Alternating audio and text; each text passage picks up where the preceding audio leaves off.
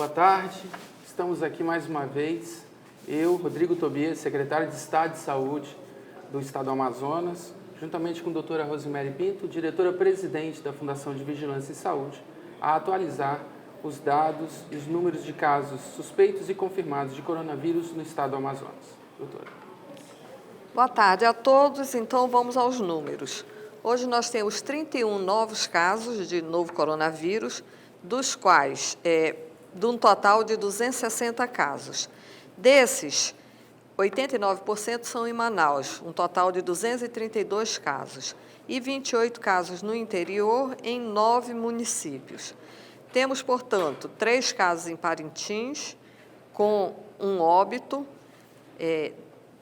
10 casos em Manacapuru, com 2 óbitos, 4 casos em Itacoatiara, 4 casos em Santo Antônio do Içá, 1 caso em Anori, 1 em Boca do Acre, 1 em Novo Airão e 1 em Careiro da Várzea, e 3 casos em Tonantins. Desses 260 casos, 7 evoluíram a óbito. Como eu já comentei, 4 desses são em Manaus e 3 no interior, 1 em Manacapuru, 1 em Parintins e 2 em Manacapuru. Nós temos hoje 66% dos nossos casos em isolamento domiciliar, 174 casos, portanto. E foram recuperados, pacientes recuperados, um total de 40. Aguardando resultados do LACEN, em investigação, nós temos 600 amostras ou 600 pacientes. Dos pacientes internados, nós temos 39 no total. Desses, 25 estão na rede privada de saúde e 14 no Hospital Delfim Aziz. Em UTI, nós temos 17 pacientes, dos quais 12 na rede privada e 5 no Delfim Aziz. A nossa letalidade é 2,7% dos nossos casos. Perfeito. Aqui eu aproveito a oportunidade para esclarecer a população sobre números de leitos de UTI no Delfim Aziz. A doutora Rosemary Pinto deu o número de 5 casos confirmados, não é? Que usam os leitos de UTI no Delfim Aziz. Ora, eu tenho falado que estamos ocupando 45 leitos de UTI no Delfim Aziz. Desses 45, 5 são confirmados de Covid-19. Os outros 40 preenchem todos os critérios do Ministério da Saúde, inclusive com a imagem, da tomografia de vidro fosco, sugestivo de Covid-19. Sem antes ter a confirmação que é Covid, eu não posso fazer a remoção desses pacientes para as outras unidades. Se eu fizesse assim antes, eu estarei, então, propagando a doença para outras pessoas para a população do Amazonas. Complementando, ontem saiu o boletim da FVS, o boletim semanal da FVS, sobre síndromes respiratórias agudas graves e coronavírus. Ele se encontra no site da Fundação e, entre algumas informações desse boletim, nós temos que 15% dos nossos pacientes estão necessitando de internação, e isso dos casos positivos. 15% necessitam de internação. Portanto, nós temos 85% de pacientes com sintomas brandos ou assintomáticos. Também, outro dado importante é que, do total de pacientes, 7,8% necessitaram de UTI até agora, o que é acima do que os estudos indicam, que 5% dos casos internados necessitam de UTI. Então, a nossa necessidade de UTI está 2,8% acima dos estudos na China, na Europa e nos Estados Unidos, por exemplo. Também é digno de nota que no período de novembro de 2019, o próprio boletim informa isso, de novembro de 2019 a abril de 2020, que é o período sazonal das gripes e resfriados, nós temos 500 internações por síndrome respiratória aguda grave, e muitos desses pacientes necessitaram de UTI. 45 desses pacientes evoluíram para óbito. Então, além de nós estarmos lidando com o novo coronavírus, com a pandemia, nós temos as nossas doenças sazonais que também exigem leitos de UTI. 45 óbitos. Essas pessoas, antes de irem a óbito, elas precisaram ser internadas e elas ficaram em UTI. Então, a nossa demanda por UTI não é apenas pelo novo coronavírus. Perfeito. Também é por esses outros casos que são graves e que também precisam desse tipo de atendimento. Então, a gente pode chegar, antes de começar as perguntas, para deixar ficar bem claro, são 45 pessoas hoje entubadas, no Delfina, 5 já confirmados. Isso. Alguns desses outros 40 pode ser que tenham Covid-19 e outros provavelmente têm essas outras síndromes. Outras síndromes. Exatamente. Por outros vírus, metapneumovírus, adenovírus, influenza A, H1N1, influenza B, vírus sincicial respiratório, todos esses estão levando as pessoas para a internação e alguns para a UTI. E, obviamente, precisam também de assistência e não podem ser deslocados para outros lugares. Precisam da assistência. Vamos começar, então, as principais perguntas. A gente tem juntado, né, as perguntas dos vários veículos para tentar ser mais objetivo. Hoje, nós temos perguntas da Folha de São Paulo, da Rádio Mix, do portal A Crítica, G1 Amazonas, TV Encontro das Águas, Chefão da Notícia, site Vocativo e portal Manaus Alerta. De vigilância, doutora, a informação, segundo um desses veículos, de que a comissão de infecção do Hospital 28 de Agosto foi afastada porque todos, eles frisam, estariam contaminados, médicos, enfermeiros, técnicos. Isso é verdade? Não, não é. Nós temos uma enfermeira que testou positiva, foi afastada, está em isolamento domiciliar, não precisou de internação e não está grave, está estável em isolamento domiciliar. Tem uma pergunta que eu acho que seria mais para assistência, secretário. O 5º andar do 28 de agosto também teria sido desativado e destinado para pacientes com Covid-19, pois, segundo a informação desse veículo, a sala rosa estava lotada e o Delfina também não estava mais recebendo paciente. Isso procede? O 5º andar do 28 de agosto está preparado, sim, para receber pacientes com síndrome respiratória aguda, grave, incluindo Covid. Mas não é verdade que a sala rosa está lotada e que, por conta disso, a gente está ocupando os leitos de UTI do 28 de agosto. Nós temos agora uma série de perguntas, secretário e doutora Rose, sobre pesquisa. E aí a gente aproveita para informar que a gente vai providenciar o mais breve possível uma live para atualizar as pessoas sobre pesquisa, porque tem outros profissionais que estão ali na linha de frente. Então, a gente vai continuar, então, com assistência e vigilância. Pesquisa de novo, o medicamento está sendo aplicado. Com relação à projeção de casos no Amazonas, o governo tem algum estudo que mostre um possível pico da doença? Qual seria essa projeção? E se há alguma data aproximada, como é que o governo trabalha no planejamento, se tem ou não esse pico? Nós temos estudos, sim. Nossos estudos demonstram o que a gente já vem falando há semanas, que nós esperamos um aumento expressivo no número de casos, agora a partir de abril, principalmente nas últimas semanas de abril e no início, nas primeiras semanas de maio. É digno de nota que esse aumento já vem sendo registrado, uma vez que nós temos hoje no LACEN 600 exames aguardando resultado. Ontem eram 100 e poucos. Hoje são 600. E nós só coletamos amostras de pacientes que atendem à definição de casos, ou seja, pacientes que realmente são suspeitos de Covid. Isso quer dizer que nós temos o vírus solto, sendo levado pelas pessoas, sendo transmitido, e espera-se sim uma explosão de casos nos próximos dias. A confecção e uso de máscaras caseiras é recomendada pela Fundação de Vigilância e Saúde e pela Suzam? É recomendada pelo Ministério da Saúde.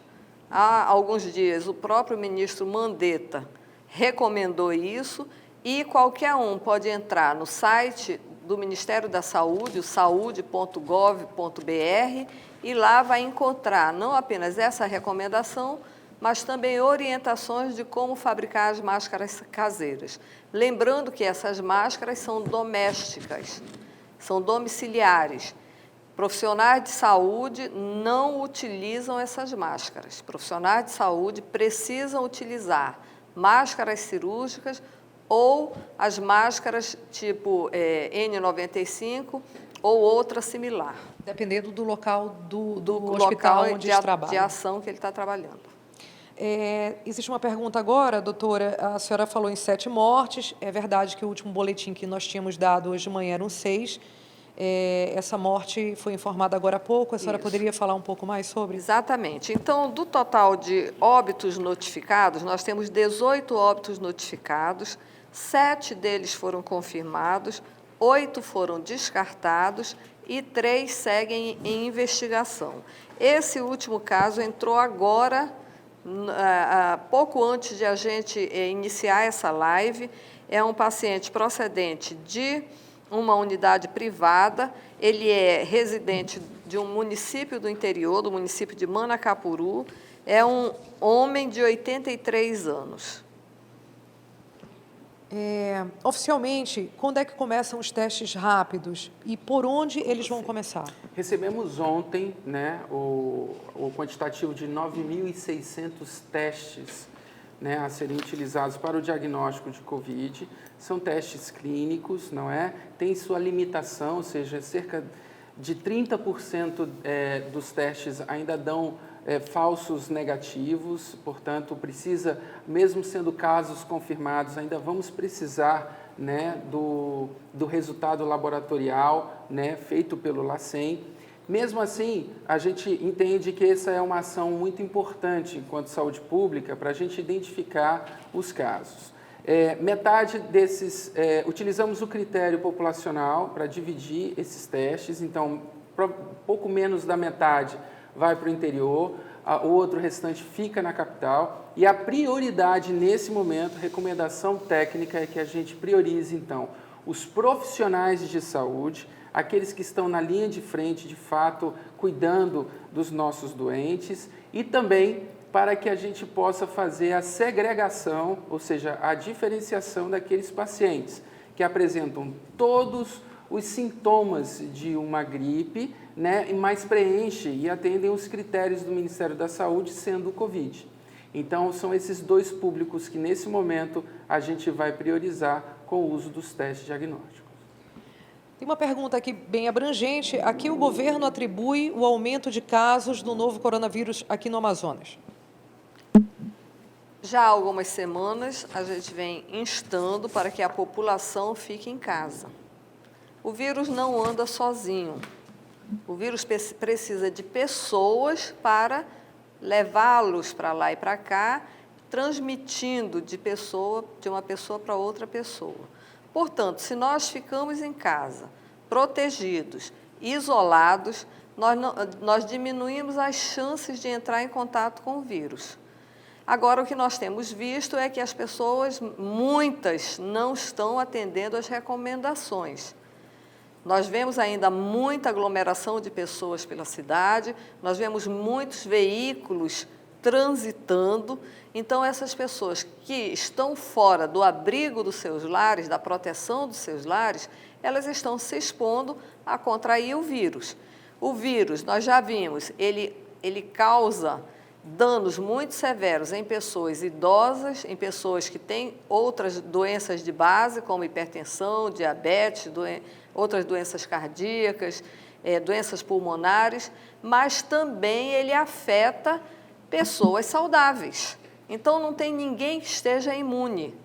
O segredo para não contrair o vírus é permanecer em casa, isolado, mantendo distância, principalmente de quem tem sintomas respiratórios. Tem vários veículos perguntando o seguinte, secretário, que foi citado pelo ministro da Saúde e reproduzido por uma grande empresa de comunicação nacional, sobre um cenário, uma frase atribuída ao senhor, sobre um cenário mais trágico, poderia haver um colapso no domingo ou na semana que vem. O que o senhor quis dizer exatamente com isso? E as pessoas pedem que o senhor pudesse esclarecer um pouco mais essa afirmação. Essa pergunta tem sido feita a gente e nós mesmos da área técnica nos fazemos constantemente. O que a gente precisa comunicar para a população é que o nosso sistema de saúde ele é limitado. Não temos leitos de UTI suficientes para enfrentar uma pandemia. E aqui a gente não está tratando de uma epidemia local, de Zika ou de dengue. A gente está tratando de uma pandemia que está acontecendo no Amazonas, no Brasil, nos Estados Unidos, na Inglaterra, na França, Espanha, Itália. Então, eu preciso dizer que nós temos uma limitação a atender os casos graves. O Estado do Amazonas, o governo do Estado tem tomado todas as providências para a aquisição de novos leitos de UTI, especificamente dentro dos vários itens que compõem um leito de unidade de terapia intensiva, respiradores. Talvez um dos itens mais cobiçados no mundo, porque nós precisamos de respirador para poder a gente auxiliar no cuidado desses pacientes que têm coronavírus. Então, o colapso pode acontecer semana que vem, o colapso pode acontecer final do mês, o colapso pode acontecer dependendo do aumento do número de casos. E só há aumento do número de casos se houver movimentação entre as pessoas. Se as pessoas não ficarem em casa, a gente não tem condição de quebrar a cadeia de transmissão do vírus. Se a gente não quebra essa cadeia, provavelmente, em algum momento, nosso sistema, que é limitado, pode entrar em colapso. E uma última pergunta aqui, também de vários veículos, é sobre respiradores. E aproveitar para dizer que o senhor anunciou publicamente agora há pouco que íamos ter mais 10 respiradores. E agora, pouco antes dessa live, o senhor já teve outra notícia. Qual é? Gente, estamos numa pandemia, certo? Os números mudam a cada minuto e as informações também mudam. Eu havia comunicado, ainda hoje pela manhã, de que o Ministério iria enviar para a gente, amanhã, num avião do governo, 10 leitos de UTI. Já mudou, não vem mais para o Amazonas. Tem uma outra possibilidade em que o Ministério da Saúde está enviando outras, agora somente respiradores esses da Rede DOR, em que o ministro se prontificou a ajudar o Estado do Amazonas. Portanto, é importante que essas informações sejam dadas por nós, que somos as fontes oficiais, não é? Mas é importante dizer que essas informações mudam de um momento para o outro. Então, atualizando a população, hoje nós temos 69 respiradores exclusivos para o Delfim Aziz, ao cuidado de casos suspeitos e confirmados de coronavírus, certo? Chegará, em um momento breve, preciso conversar com o Ministério da Saúde, mais 15 respiradores, certo? Fizemos a aquisição de mais 50 respiradores, que provavelmente chegará até 15 de abril, e aí eu preciso dizer à população, eu falo provavelmente porque essa informação pode mudar, porque nós estamos fazendo a aquisição dos nossos fornecedores, e os fornecedores são chineses. E a China está confiscando, a depender dos interesses, né, a sua produção. Eu preciso lembrá-los, ontem o Donald Trump, presidente americano, enviou 23 aviões cargueiros para a China e comprar assim toda a sua produção.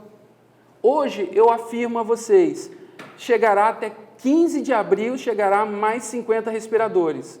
Mas amanhã, dada essa condição, essa guerra, que é uma guerra econômica por trás dessa guerra invisível contra o vírus, eu posso trazer informação dizendo, o fornecedor chinês não vai me entregar. Então, assim, hoje, como nós estamos, 69 respiradores no Delfim Aziz, para cuidado dos pacientes suspeitos e confirmados de coronavírus, a vinda de 15 respiradores pelo Ministério da Saúde e até 15 de abril, provavelmente a vinda de mais 50 respiradores devido às nossas aquisições. Essas foram as principais perguntas. Perfeito. Bem, eu tenho falado muito na mídia e aqui eu preciso ratificar a importância que a população permaneça em casa.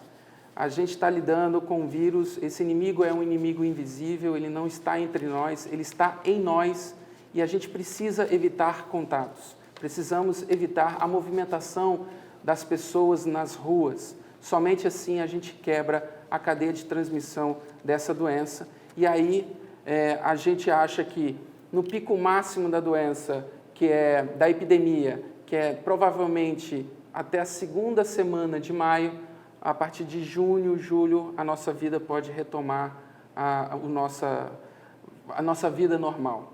Não é? Então fica aqui a dica, por favor, a você que mora na Zona Leste, na Zona Norte, Centro-Sul, Zona Sul de Manaus, por favor, fique em casa. Aqueles que moram no interior, evitem se deslocar para os outros municípios, porque a epidemia, a incidência da doença tem aumentado também no interior e a gente está fazendo de tudo para poder cuidar também dos nossos amazonenses do interior.